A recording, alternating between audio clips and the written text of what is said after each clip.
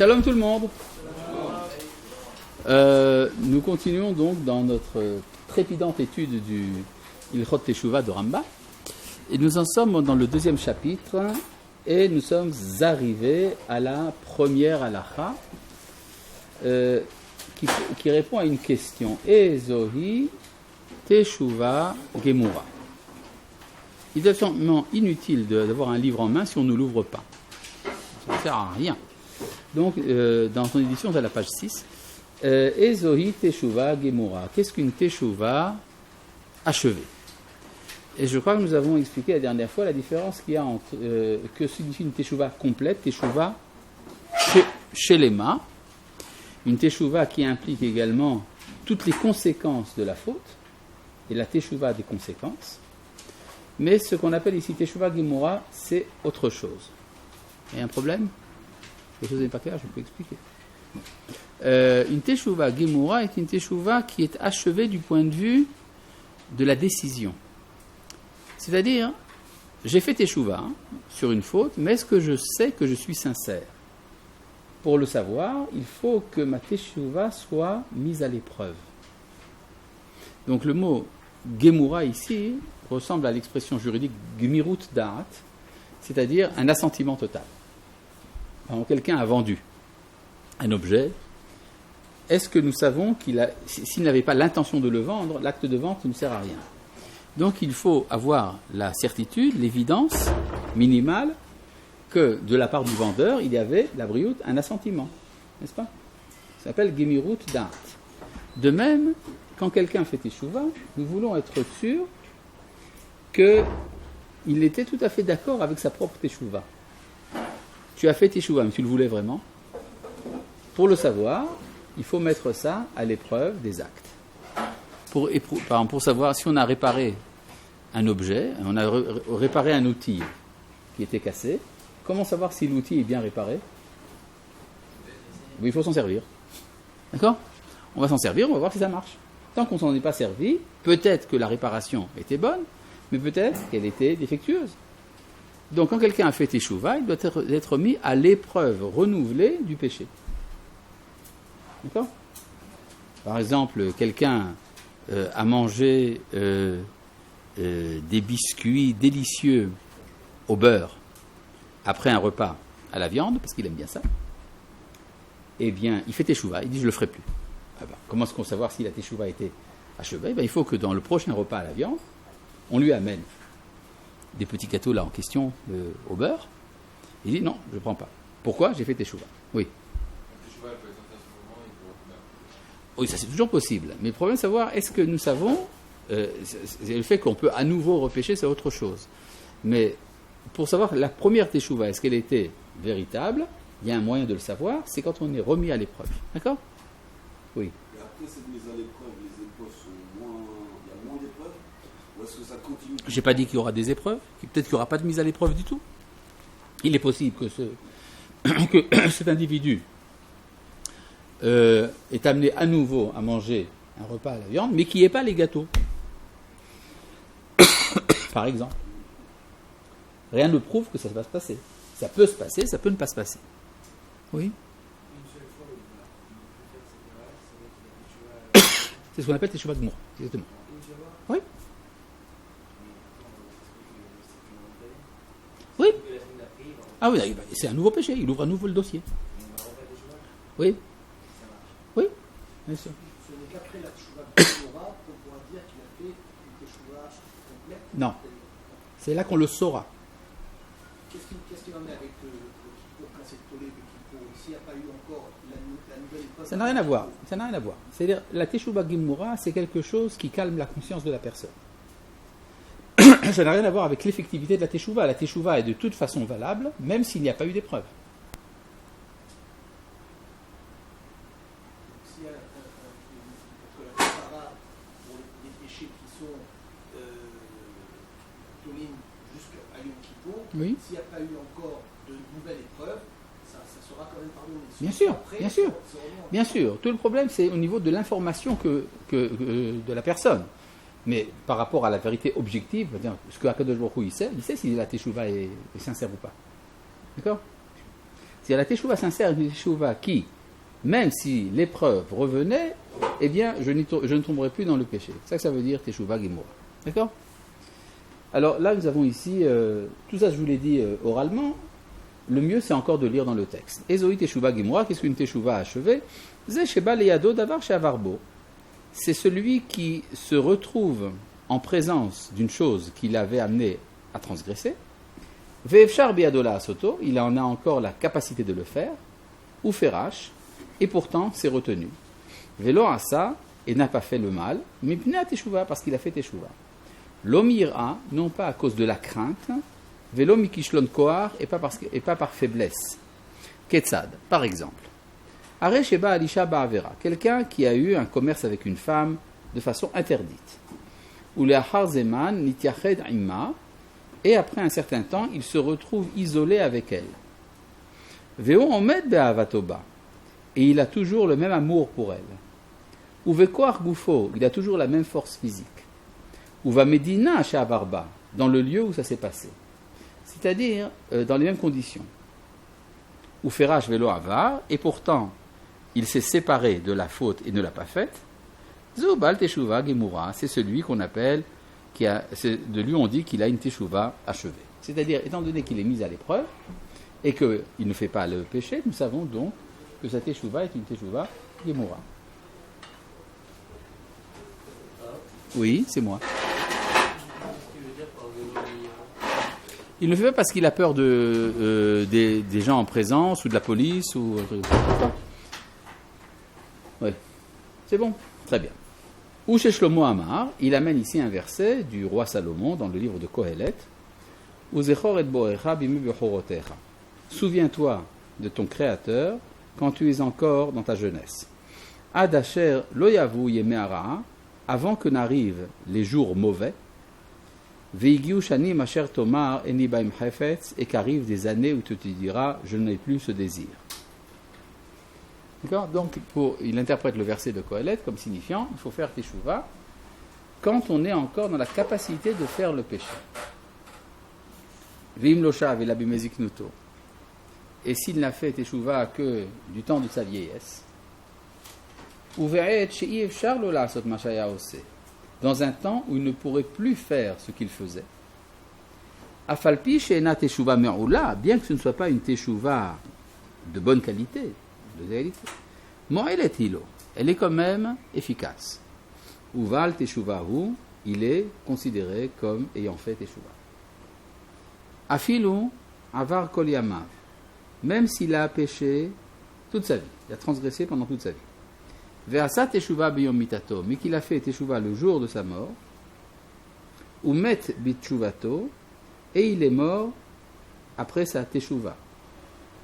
Kol avonotav nimchalim, tous ses péchés sont pardonnés. Sheneemar, ad asher lo tershach hashemesh ve'aor, avant que ne s'obscurcissent le soleil et la lumière, vayarer vakochavim, la lune et les étoiles, veshavu he'avim achar geshem, et que ne disparaissent les nuages après la pluie. Shehu yom amita, ce qui est une représentation du jour de la mort. Miklal, de là nous déduisons, chez Im Zachar Bor'o Veshav Kodem Sheyamut, que s'il s'est souvenu de son Créateur et a fait teshuva avant de mourir, Nislachlo, cela lui est pardonné. Oui.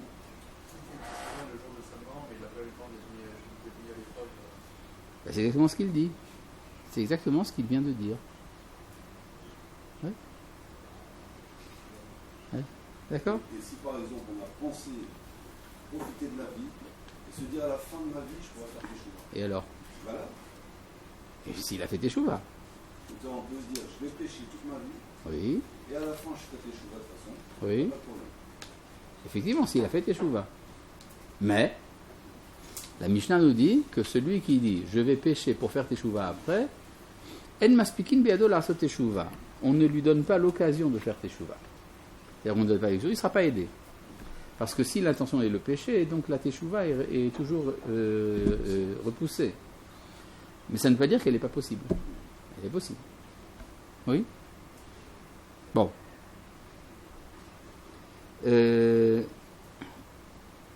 tout ça on avait déjà expliqué, donc je pense pas que ce soit la peine de s'étendre. Halakha bet umayi ateshuva. Qu'est-ce que c'est que la teshuva? Alors vous vous rappelez que dans le dernier cours, on s'était posé la question de savoir pourquoi est-ce que le Rambam nous dit maintenant qu'est-ce que c'est que la teshuva. Il aurait pu le dire au début, n'est-ce pas? Rappelez la question? La question est claire? Eh oh, la question est claire? Oui, c'est sûr? Presque, donc elle n'est pas tout à fait claire. Je reprends donc la question jusqu'à ce que ce soit clair. Le Rambam dit Umaïa Teshuva. Qu'est-ce que c'est la Teshuva? Est-ce qu'il le dit? Il le dit dans le 2e chapitre à la 2e halakha. Si quelqu'un doit écrire un livre qui s'appelle Ilchot Teshuva, il doit commencer par la définition de la Teshuva. C'est comme ça dans l'ordre des choses, n'est-ce pas? Quand on est logique, on dit d'abord la définition, après on fait le détail. Or là, il nous a parlé énormément de la Teshuva. Ça fait déjà plusieurs cours qu'on étudie ça, sans donner une définition. Au milieu, il se dit au fait, on va te donner une définition de la Teshuva. Quelque chose qui ne va pas du point de vue de la logique. C'est clair maintenant? D'accord? Donc tu vois que ça vaut la peine quand on demande si la chose est claire et que c'est pas clair, de le dire. Pas besoin de le deviner. Oui. Bon, quoi? Ateshuva, c'est revenir ou alors c'est faire revenir? On revient, nous on c'est la cuisine quand on fait revenir. Je sais pas comment voilà. Est-ce qu'on fait revenir un petit peu ou est-ce qu'on revient? J'ai rien compris. Est-ce qu'on Essaie de m'expliquer ça dans des termes pour hommes simples. D'accord. Est-ce que c'est à nous de revenir vers Hachem? Ou bien. Ou alors, on le fait revenir vers nous. Ah! Donc, est-ce que la teshuva est un mouvement qui va du bas vers le haut ou du haut vers le bas? Je ne sais rien. Je vois ce que ça peut faire. Bon, Umaïa teshuva. On avait parlé de l'essence de la teshuva, c'est autre chose. La teshuva, effectivement, est un retour à l'origine. Mais ce retour à l'origine implique également un flux de vie qui vient vers nous. Bon. Umaïa teshuva. Qu'est-ce que c'est que la teshuva? Alors, on avait expliqué qu'il s'agit de la teshuva par rapport au... Alors, donc, pourquoi est-ce que le Rambam parle de ça maintenant? Alors, il y a deux raisons, en fait. La première, on en a parlé déjà la semaine dernière, c'est qu'il y a des notions qui ne peuvent pas être appréhendées dès le départ. C'est-à-dire, il y a des choses que tu ne peux comprendre qu'après les avoir rencontrées. On ne peut pas te donner une définition de la teshuva si tu n'as pas eu, entendu parler de la teshuva. Ça, c'est la première chose. Deuxièmement, il y a deux niveaux de teshuva. Il y a une teshuva dans l'être, il y a une teshuva des actes. La teshuva dans l'être est primordiale, la teshuva des actes est secondaire. Et c'est de ça dont on parle maintenant.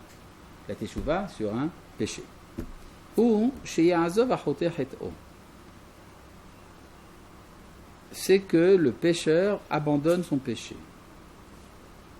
Veisiro et l'enlève. Mimachashavto. Ça veut dire quoi, machashavto? Alors vous avez bien sûr étudié l'hébreu à l'Ulpan, et donc vous pensez que le mot machashava signifie la pensée. Mais c'est totalement faux.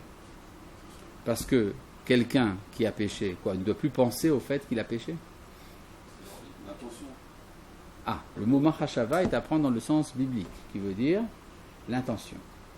C'est-à-dire, il doit ôter le péché de son intention.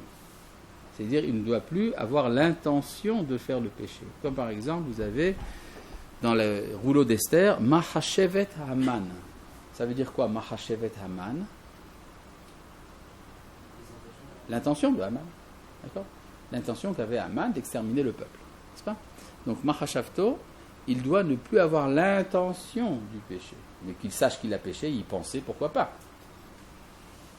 Veigmor Belibo, Shelo Ya'aseu Od. Et il doit convenir dans son cœur de ne plus jamais le faire. Chez Neymar, c'est ce qu'il a dit. Ya'azov Racha Darko, le méchant doit abandonner sa faute. Vegomer, ça veut dire quoi Vegomer? Etc. C'est quoi etc.? La suite du verset. Très souvent, chez les rabbins, même dans le Talmud, quand on cite un verset, parfois on cite que la moitié, et on écrit Vegomer. Mais le texte n'est compréhensible que si on lit la suite du verset. Effectivement, comment continue le verset? Ya'azov Racha Darko. Et la suite? Veish Aven Marchevotav. C'est-à-dire le méchant doit abandonner son péché, le pécheur doit quitter ses intentions. Marchevotav. ce qui est la source de la halakha du Rambam. Si on n'avait pas lu le Vegomer, on n'aurait pas compris de ce que le Rambam a été tiré tout ça. Vechen, de même. Yitnachem al she'avar. Ça veut dire quoi, Yitnachem? Se consoler? Qui c'est qui lui a fait des misères pour qu'il se console? Simplement, le Yitnachem en hébreu biblique ne veut pas dire se consoler. Ça veut dire regretter. N'est-ce pas? Donc, Nichamti ki imlachti et Shaoul. J'ai regretté d'avoir couronné Shaoul. N'est-ce pas? Donc, oui. Alors ça, c'est de l'hébreu rabbinique. C'est pas de l'hébreu du Tanakh. Il faut savoir qu'il y a deux sortes d'hébreu. Il y a en fait 4 sortes d'hébreu. Il y a l'hébreu tanakhique, biblique. Il y a l'hébreu de la Mishnah et du Talmud. Il y a l'hébreu du Moyen-Âge et il y a l'hébreu moderne. Ce sont 4 formes d'hébreu et très souvent on se trompe à cause de ça. Il y a des mots qui ont un sens en hébreu moderne qui n'ont pas le même sens en hébreu rabbinique, etc. D'accord? Donc le mot leitnachem veut dire regretter. Vechen yitnachem al she'avar, il doit regretter le passé. Chez Nehema, ki achare shuvi nichamti, après être revenu, j'ai regretté. Donc, petite question, vous êtes certainement au courant. Qu'est-ce qui vient avant, le passé ou l'avenir? Le passé vient avant l'avenir. Dans la halakha telle qu'elle est présentée ici, qu'est-ce que dit le Rambam? On commence par l'avenir et après par le passé. Alors, on doit décider de ne plus faire la faute et on doit regretter d'avoir fait. C'est-à-dire que le Rambam explique que la teshuva se passe d'abord par rapport au futur et seulement après on commence à réfléchir sur le passé. Intéressant quand même. Pourquoi? Ah justement, c'est la logique ça. On regrette. Eh bien non. Parce qu'il est difficile. Ouais? J'ai rien compris. Pour stopper le dégât. Stopper le dégât, c'est très bien, on arrête. Quel est le problème? Là, il dit autre chose.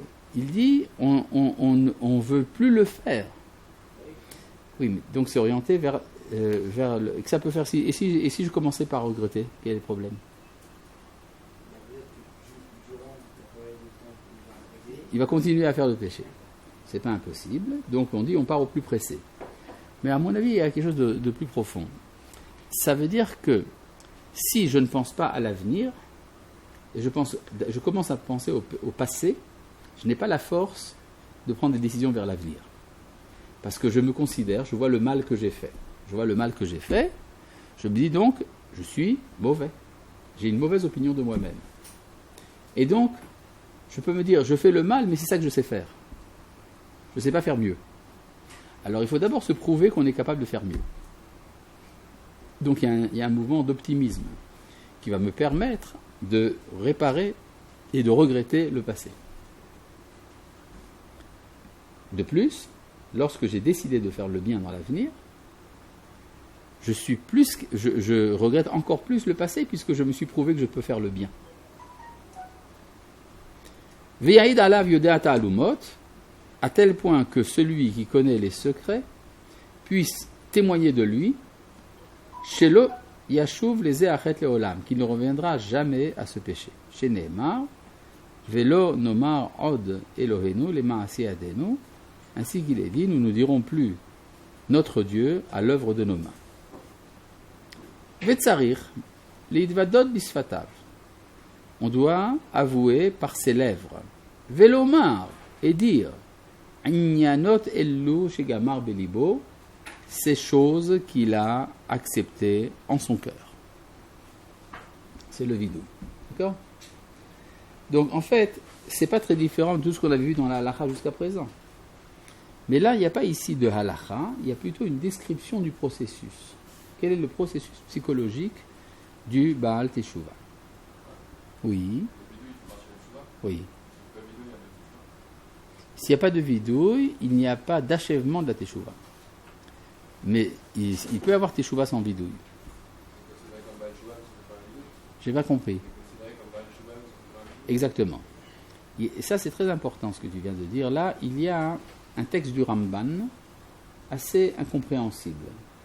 Mais pour comprendre le texte incompréhensible du Ramban, il faut d'abord que je vous lise le verset dont il parle. Pour que je vous parle du verset dont il parle, il faut que je puisse lire le verset. Ah, voilà. Les versets sont arrivés. C'est un texte d'ailleurs dans la paracha de la semaine.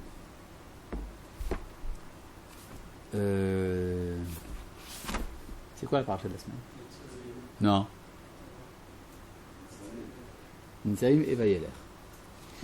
En partie, c'est important parce que ce que je vais vous lire, c'est dans Vayeler. Toujours le principe du Végomer.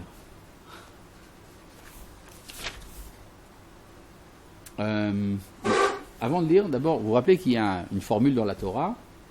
Si vous faites le bien, je serai sympathique avec vous. Si vous faites le mal, ça ira mal. D'accord? C'est comme ça que dans la Torah, non? Dans Parashat Bechokotai, par exemple. Vous faites le bien, ça ira bien. Vous faites le mal, ça ira mal. Bon, voyons. Ce qu'il lui dit ici, dans le chapitre Lamed Aleph, au verset Tetzaïn. Vayomer Hashem el Moshe, Dieu dit à Moshe, Incha shochav mavotecha, tu vas te coucher, tu vas t'allonger parmi tes ancêtres. Vekama amazé, ce peuple se lèvera. Vezana achare Elohe nechar haaretz, et se prostituera après les dieux étrangers de cette terre. Asher ubashama bikirbo, au sein de laquelle il entre. Va'azavani, ils m'abandonneront. Ve'efer et beriti asher karati ito, ce peuple transgressera l'alliance que j'ai conclue avec lui. Ça veut dire qu'ils font le bien ou le mal? Le mal, très bien. Vechara apibo bayomahu, ma colère se déversera sur eux en ce jour. Va'azavtim, je les abandonnerai. Veistarti panai mehem vayalechol, je leur cacherai ma face, ils seront dévorés. Umtsaou raot rabot vetzarot, et ils rencontreront de grands maux et des malheurs. Bon, jusque-là, c'est selon la formule, n'est-ce pas? Hein, vous faites le mal, ça ira mal. Je continue. Ve'amar bayomahu, et alors le peuple se dira en ce jour, c'est bien parce que mon Dieu n'est pas parmi moi que ces malheurs m'ont trouvé. Ça s'appelle comment, ce genre de parole? Hypocrisie. Ils disent que ça vient de Dieu et pas que ça vient d'eux. Ah, C'est eux qui ont fait le mal. et ils accusent Dieu. C'est une possibilité. Ou bien, ils peuvent s'accuser eux-mêmes. Ça peut être un mouvement de teshuva. Un mouvement de teshuva, ils se disent, voilà, Dieu m'a abandonné, c'est pas pour rien probablement, donc c'est de la faute. D'accord? Alors, s'ils commencent à faire teshuva, quelle doit être la suite du verset? Que ça ira bien. Ve'anochi, et moi, aster astir panai bayomahu, je cacherai encore plus ma face ce jour-là. Al kol hara asher asa, à cause de tout le mal qu'il a fait, ki panai l'Elohim acherim, parce qu'il s'est orienté vers des dieux étrangers, des autres dieux. Bizarre. Il commence à faire teshuva et ça va encore mal, encore pire. Que quoi? Ben non, c'est pas ça l'épreuve. L'épreuve, c'est de pouvoir faire le péché. L'épreuve dont parle le Rambam, c'est que l'occasion du péché revient. C'est pas ça dont il est question là. Ah si, parce qu'il s'éloigne. Ça serait trop facile. Il fait teshuva, Et alors? et Hachem il revient. Oui, c'est exactement ce qu'Akadosh Baruch Hu a promis dans la paracha de Nitzavim. Si vous faites teshuva, je reviens. Or là, ils font teshuva, ils se cachent. C'est pas sympa. D'accord? Mais non, c'est pas l'épreuve. Ça n'a rien à voir avec l'épreuve dont a parlé le Rambam. L'épreuve dont a parlé le Rambam, c'est l'occasion de faire le péché. Ça n'a rien à voir avec ce qui est écrit là, quand même. Pourquoi il dit qu'il se cache? Ah, c'est seulement, c'est la question. Tu commences à comprendre qu'il y a une question, c'est bien. Oui. Alors, le Ramban, il dit quelque chose d'assez surprenant dans ce verset. Le Ramban dit qu'ils feront teshuva sans vidouille. Et donc, il y aura un nouvel effacement de Dieu pour qu'il fasse le vidouille. Bizarre. C'est quoi ça? Cette histoire d'une génération entière qui ferait teshuva sans vidouille. Bizarre. Si on fait teshuva, qu'on fasse le vidouille. On avait expliqué c'était quoi le vidouille la dernière fois. Quand on avait parlé du vidouille, ça veut dire quoi de faire le vidouille? Reconnaître, alors on n'a pas besoin de faire ça devant Dieu. Le Rambam nous a dit, il faut, l'idvadot, l'ifne à el baruchu, il faut aller avouer devant l'Éternel. Pourquoi est-ce qu'il faut aller avouer devant l'Éternel? Il faut se l'avouer à soi-même. Hein? Pour avoir honte? Mais j'ai déjà honte puisque j'ai fait teshuva. Je ne vais pas voir le dirlo, quoi. On dit, voilà, vous savez, celui-là, hein, monsieur le proviseur, il a fait le mal. On avait expliqué que le péché emmène un effacement du visage, n'est-ce pas? Il y a un esterpanim qui se fait à cause du péché. Quand on a fait teshuva, on peut retrouver le face-à-face. On peut retrouver le face-à-face. Donc, le vidouille, en fait, c'est une sorte de récompense. On rétablit le face-à-face envers le Créateur. C'est-à-dire la relation, la communication qui était coupée, maintenant est rétablie. C'est ça le vidouille. Alors comment se fait-il qu'une génération puisse faire teshuva sans faire le vidouille? Je vais vous dire pourquoi. C'est tout simplement une génération qui fait teshuva mais qui ne croit pas en Dieu.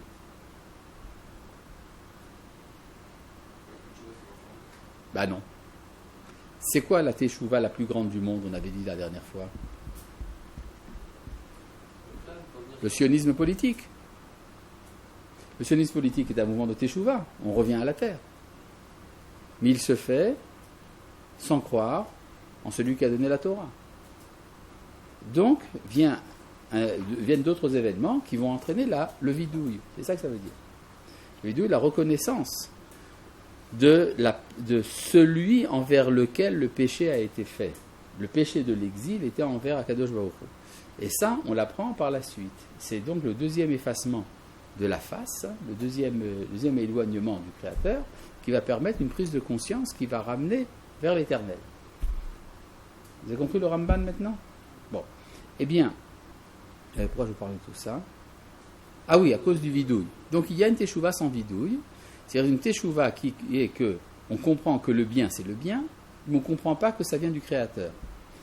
Il y avait un philosophe d'ailleurs en Allemagne qui avait compris ça, enfin qui n'avait pas compris ça, il s'appelait Emmanuel Kant. Pour lui, la morale, par exemple, est ce qu'on appelle un impératif catégorique de la conscience. Vous avez compris ce que ça veut dire un impératif catégorique? C'est une façon de dire, de manière un peu compliquée, il faut faire le bien même si Dieu n'existe pas. C'est-à-dire, il n'y a pas de rapport entre l'existence de Dieu et le bien que je dois faire. Donc ça s'appelle une morale sans sa source. Le Rav Kook nous dit dans Orot HaKodesh, la morale ne peut pas tenir sans sa source. Alors comment se fait-il que Kant n'est pas d'accord avec le Rav Kook? Il ne l'a pas lu. Comment se fait-il que quelqu'un d'aussi érudit que Kant n'a pas lu le Rav Kook? Hein? Le Rav Kook n'était pas encore né. Dommage. S'il avait lu le Rav Kook, il n'aurait pas dit ça. D'accord? Donc en tout cas, il y a une teshuva dans les actes qui se fait sans le vidouille. Mais c'est une teshuva quand même. C'est à moitié accepté. Il y a dans la Gemara un texte assez surprenant. On dit que celui qui répond Yehesh Meraba Mevorach de toute sa force, on lui refroidit l'enfer.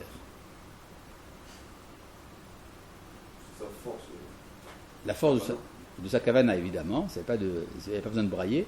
Mais ça veut dire simplement que tout son être, c'est la sanctification du nom de Dieu. Yehesh Meraba, c'est Mevorach. Il veut que le nom de Dieu soit sanctifié. D'accord? Et c'est ça toute sa vie. Alors on lui refroidit l'enfer. Ça veut dire qu'il va en enfer. Oui?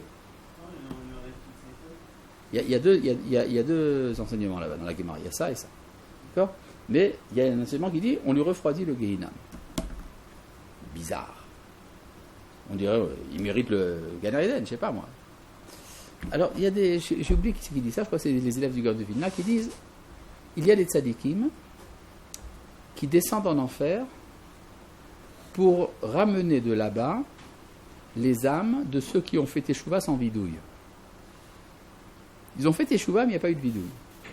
Alors, ceux-là, ils attendent à l'entrée de l'enfer que vienne un tzadik qui les en sorte. Alors, quand le tzadik va arriver, faut bien lui refroidir l'endroit. Ouais, bon, il ne va pas se promener et se brûler. Alors, donc, on lui refroidit l'enfer quand il la ramène ses Neshamot. Vous avez compris le topo? Ça veut dire quoi? Il y a un tzaddik qui va élever les âmes de ceux qui ont fait la tchouva sans bidouille. Ça veut dire qu'il y a, dans l'intention de celui qui fait tchouva, il y a parfois une bonification de la personne, mais il manque l'intention. Mais comme les neshamot sont liés l'une à l'autre, si quelqu'un a la bonne intention, il peut ramener à lui ceux qui n'ont pas cette intention. C'est comme si les neshamot étaient comme des grappes. Il y en a un qui tient les autres. D'accord? Oui. Et là, on se fie sur quoi? On se fie sur le fait qu'il a changé. Il n'a pas fait vidéo, mais il recommence plus ses fautes. Exactement. Donc ça, c'est une teshuva quand même. C'est une teshuva quand même, mais il manque quelque chose. Alors il faut l'intention. Qui c'est qui va le faire? Celui qui est porteur de l'intention. Comment on fait vidéo? Je sais pas, moi, il faut lire dans le Rambam. On avait déjà lu dans le premier chapitre. Ah, tu n'étais pas là? Ben, tu peux réviser, c'est ceux qui étaient là, et ça a été enregistré, c'est dans les archives. À part ça, le Rambam va en parler par la suite. C'est ça? Bon. Maintenant, si déjà il y a une mitzvah de faire le vidouille, alors peut-être que le vidouille sans teshuva, ça pourrait marcher. On comprend évidemment que non, évidemment.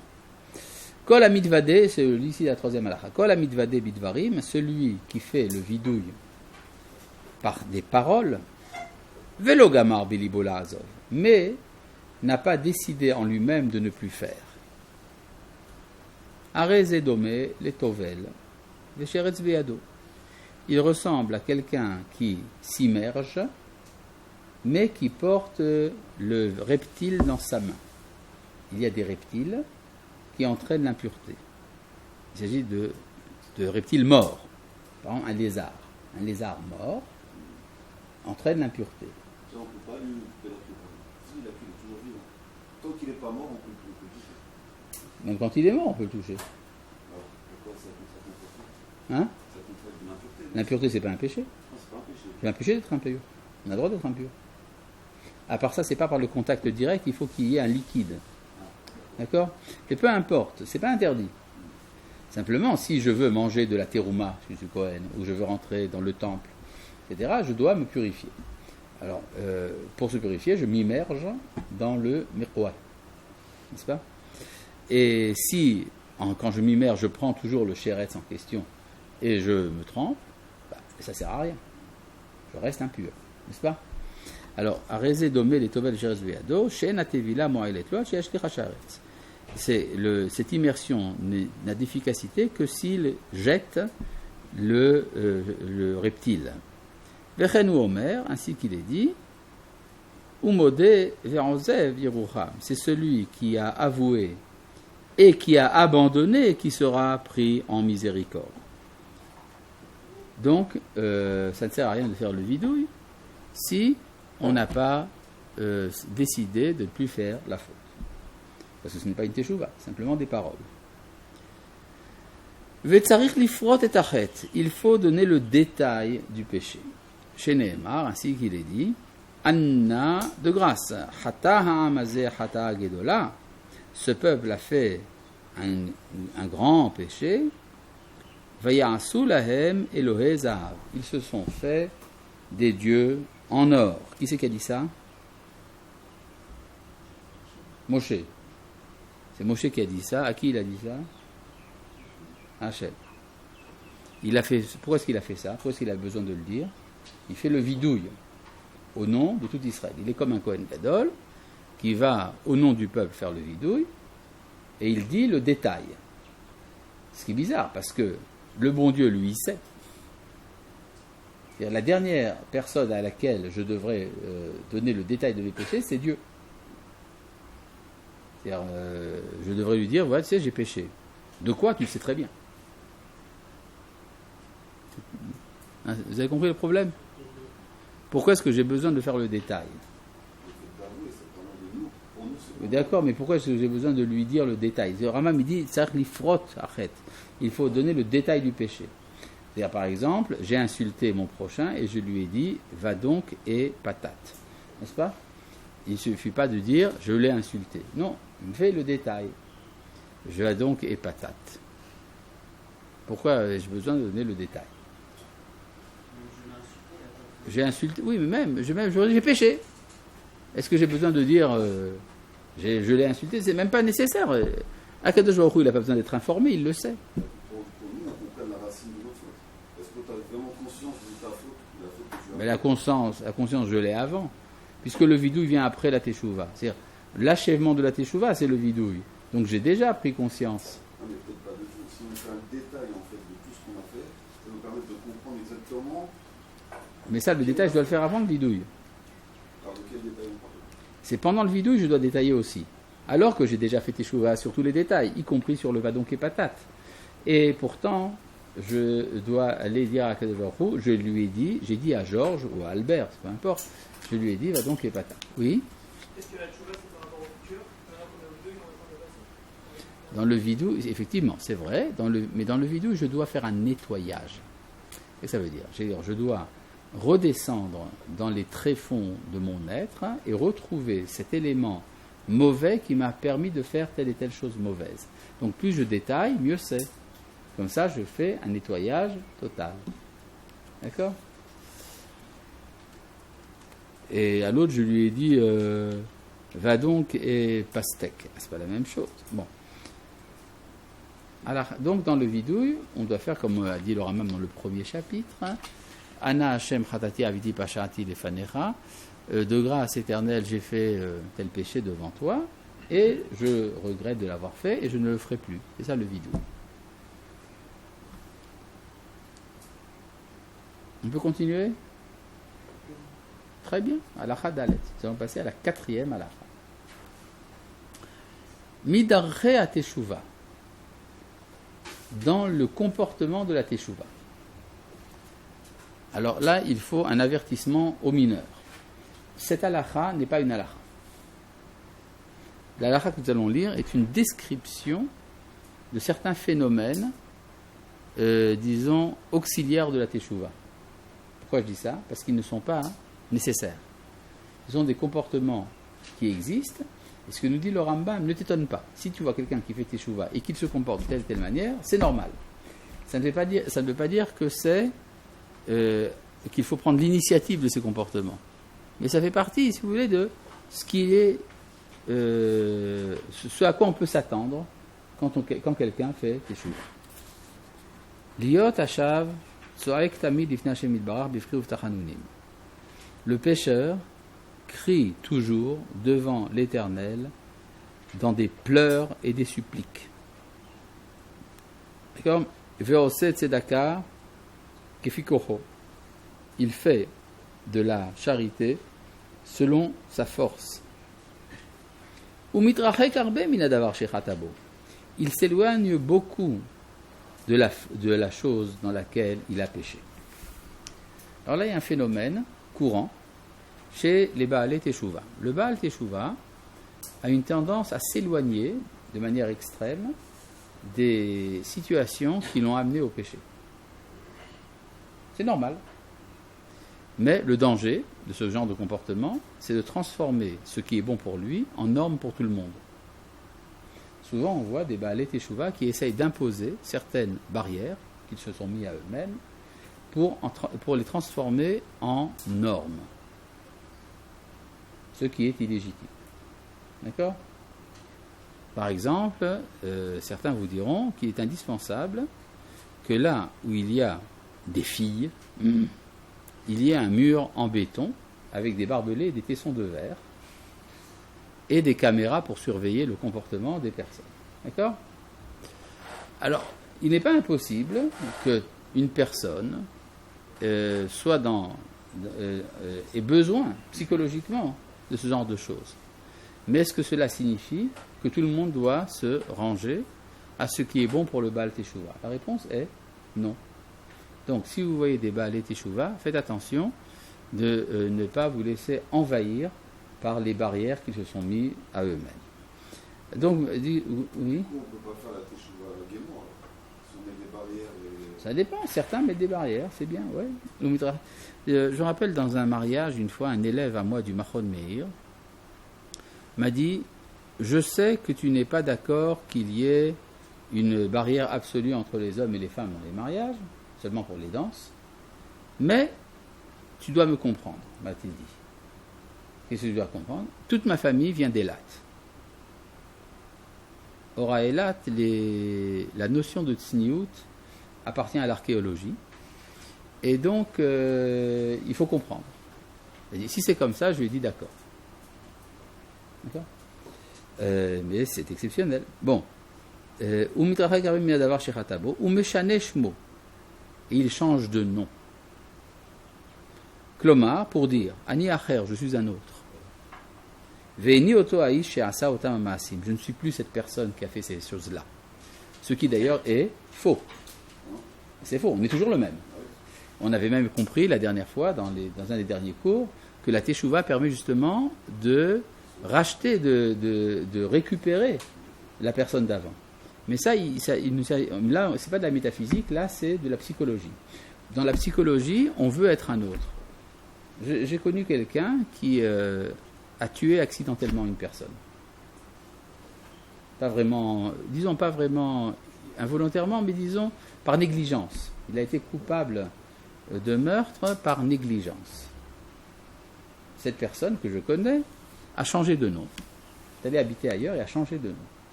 D'accord? Voilà ce que dit le Rambam. Meshane Shmo, il change de nom. Kloma, pour dire Ani acher veni oto aish asa otam ma'asim. Je suis un autre, je ne suis plus cette personne qui a fait ces actes-là. Ou meshane ma'asav kulam letova. Et il change toutes ses actions en bien. Ou le derech eshara est dans un chemin droit. Vegole mimekomo. Quoi? Qu'est-ce qu'il y a? Comment? On dit Quoi? quelqu'un qui fait teshuva, Oui. les avérotes deviennent des mitzvot. Oui. C'est-à-dire quoi? C'est-à-dire que le fait d'avoir fait des Donc il ne devrait pas, tu dis, il ne devrait pas avoir honte et changer de nom, etc. C'est vrai ce que tu dis au niveau métaphysique. Mais là, on ne parle pas de métaphysique, on parle de psychologie. En psychologie, c'est comme ça que ça fonctionne. Il y a une différence entre la métaphysique et la psychologie. Par exemple, dans la prière, je dis des choses au bon Dieu qui sont absolument inacceptables au niveau métaphysique. Par exemple, je vais le convaincre. D'accord? Je vais pleurer et je vais le convaincre. Métaphysiquement, ça ne marche pas. l'anthropomorphisme. Bien sûr, c'est interdit par la halakha, non? L'anthropomorphisme est interdit. Et pourtant, c'est comme ça que fonctionne la prière. La prière a son langage. De même donc pour la teshuva. Il y a la teshuva, comment elle est expliquée au niveau métaphysique, c'est-à-dire que la personne récupère rétroactivement tout ce qu'il a fait, et au contraire, ça devient même des zruyot. Mais au niveau psychologique, la manière de faire teshuva, c'est de refuser d'avoir été cette personne. D'accord? Je pense avoir dit avant même ta question. Bon. Vegole mimekomo, il s'exile de son lieu. Il va habiter ailleurs. Chez Galout, mechaperet avon, parce que l'exil expie le péché. En quoi est-ce que l'exil expie le péché? Parce que ça l'amène à la soumission et à l'humilité. C'est-à-dire que quand quelqu'un vit dans sa société, tout le monde le connaît. Alors, toute personne dans sa société est respectée. Monsieur le facteur, monsieur l'instituteur, monsieur le rabbin, monsieur le docteur, monsieur le... D'accord? Chacun a son rôle dans la société. Donc on est respecté par la force des choses. Mais si on arrive dans un endroit où on ne me connaît pas, alors je suis comme n'importe qui. Vous savez à qui vous parlez? Non. Vous ne savez pas. D'accord? Donc ça entraîne l'humilité. Jusque-là, vous suivez? Tout ça, donc, ce sont des comportements qui ne sont pas indispensables. Ce n'est pas dans toutes les teshuva que ça se fait comme ça, mais ça peut arriver. Quoi? Bon. D'ailleurs, il y a quelque chose d'assez surprenant. Vous savez que chez les rois, quand quelqu'un devient roi, il change de nom. Vous avez remarqué ça? Hein? Chez les papes aussi.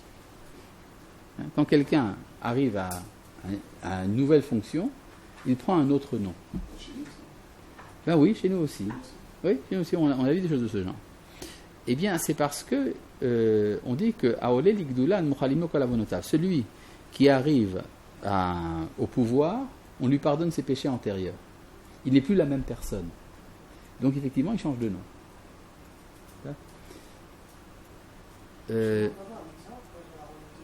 Oui, par exemple, Matania qui est devenu Tzidkiya. Matania qui est devenu Tzidkiya. le fils de Yoshiyahu. D'accord? Il a changé de nom en devenant roi. D'accord? De même, par exemple, Shlomo, qui s'appelait Yedidia. Yedidia qui est devenu Shlomo.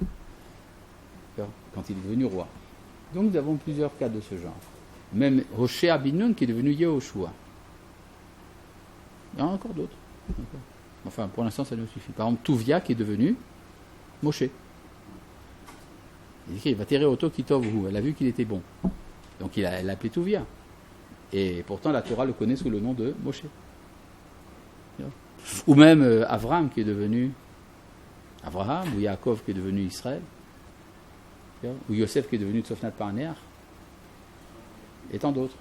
Donc nous avons des cas de Daniel qui est devenu Belshazzar, Hadassah qui est devenu Esther. Vous en voulez encore d'autres? Non, ça suffit comme ça. Bon. C'est rare. Oui. Le regret de ces fautes se fait sur le moment. On ne peut pas éternellement regretter. À un moment ou à un autre, on peut lâcher ça. Bien sûr qu'on lâche. Veshevar Gadol Lachav. Ah, mais excusez-moi, Ouais. que Moshe est devenu Yehoshua. Non, jamais dit ça. Veshevar Gadol Lachav. Vous avez pas dit ça? Non. Ah, pardon. Le problème, c'est que j'ai déjà dit que j'ai jamais dit ça, et maintenant tu me redemandes si j'ai dit ça. Ça veut dire que tu m'accuses de mensonge dans la première réponse. Ça tient pas. Bon. Là, il y a une halakha un peu ardue, parce que elle a beaucoup de détails en vérité. Veshevar gadol lachav she'idvadeh barabim v'yodia pesha'av lahem. C'est très louable pour le repentant d'avouer en public ses péchés et de les informer de ses péchés. Umegale averot shebeno leven chavero la'acherim ve'omer lahem. Et il révèle les péchés qu'il a fait à son prochain, aux autres, en leur disant Omnam hatati lifloni v'asiti lo kar vekar. C'est vrai, j'ai péché envers un tel et je lui ai fait ça et ça. Vareni hayom shav umitnachem. Mais aujourd'hui, je reviens et je regrette. Lama. Justement, attends une seconde, va arriver. V'chol hamitgae ve'eno modia ela mechase peshav. Et celui qui par orgueil n'informe pas et cache ses péchés, en teshuvato gemura, sa teshuva n'est pas entièrement achevée. Chez Nehemar, ainsi qu'il est dit, mechase peshav le yatzliach. Celui qui cache ses péchés ne réussira pas, dit le livre des Proverbes. Bame devarim amurim, quand est-ce que c'est vrai? Be'averot sheben adam lamakom. Be'averot sheben adam lachavero, pour les péchés envers son prochain. Aval ba'averot sheben adam lamakom eno tzarich lefarzem atzmo, mais les péchés qu'il a fait envers Dieu, il n'a pas besoin de les publier.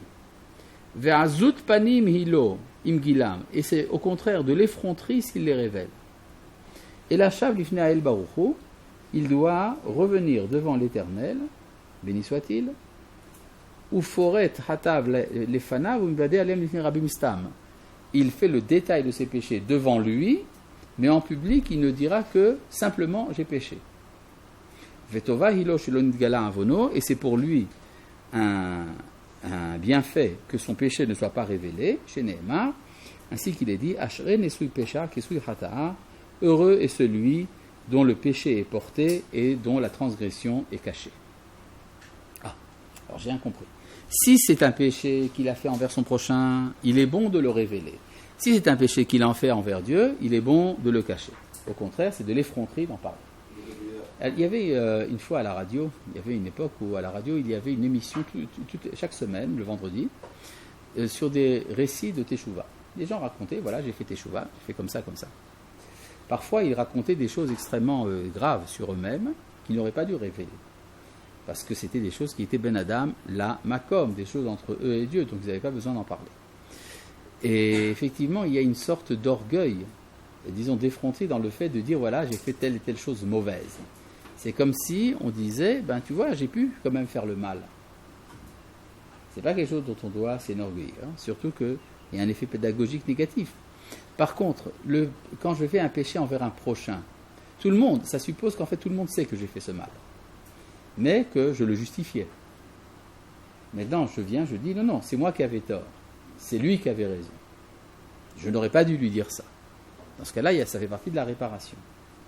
Ce qui voudrait donc dire qu'en fait, même dans les péchés envers son prochain, c'est pas toujours nécessaire de le révéler parce que ça peut parfois gêner la personne envers laquelle j'ai fait du mal. Par exemple, j'ai dit d'Albert qu'il était un sale type. Les gens se disent, ah, peut-être qu'il avait raison quand même. D'accord? Donc il faut faire attention à ça aussi.